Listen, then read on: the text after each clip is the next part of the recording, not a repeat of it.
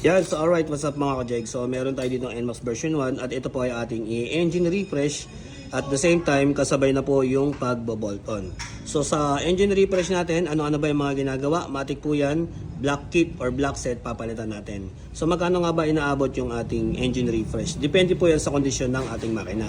So lagi po kami binibigay ng estimate 10,000 more or less. Ibig sabihin, pwedeng bumaba ng 10,000, pwedeng tumaas ng 10,000 parts and labor na yon, no? So bakit may ganong estimation? Depende po yan kasi tulad ng sinabi ko kanina sa kondisyon ng ating makina. Kung ano yung mga merong wear and tear, yung mga may problema ng pyesa, matik yung papalitan. Hindi lang basta black set ang papalitan natin dyan. Kung ano yung makikita natin, obligado papalitan. Kaya nga po na sinabi natin engine refresh. Pero more on top overall lang yun, no? Kapag hindi naman gano'ng maingay yung pang ilalim natin like sigunyal or what, ganyan.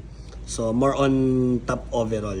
So pagdating sa ibabaw, matik titingnan natin pati yung head, kung yung valve guide ba, may alog yung valvula sa valve guide, matik yun, magpapalit tayo ng valve guide or cylinder head. Pero depende pa rin, no? Depende pa rin po yan.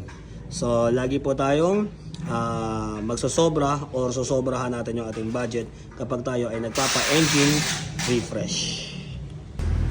So alright, no? Ayan, ito yung cylinder head. Check natin kung may alog yung valve guide mamaya. Then ito yung mga papalit natin. Block, piston ring.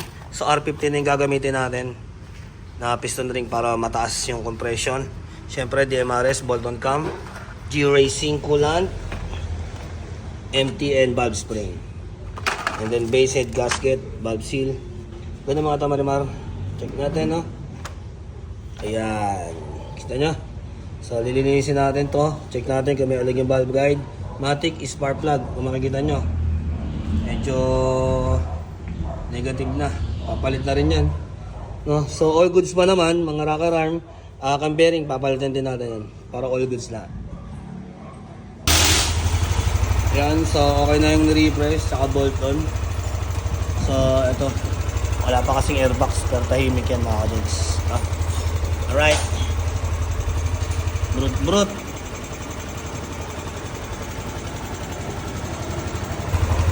So ayan, DMRS comes, no?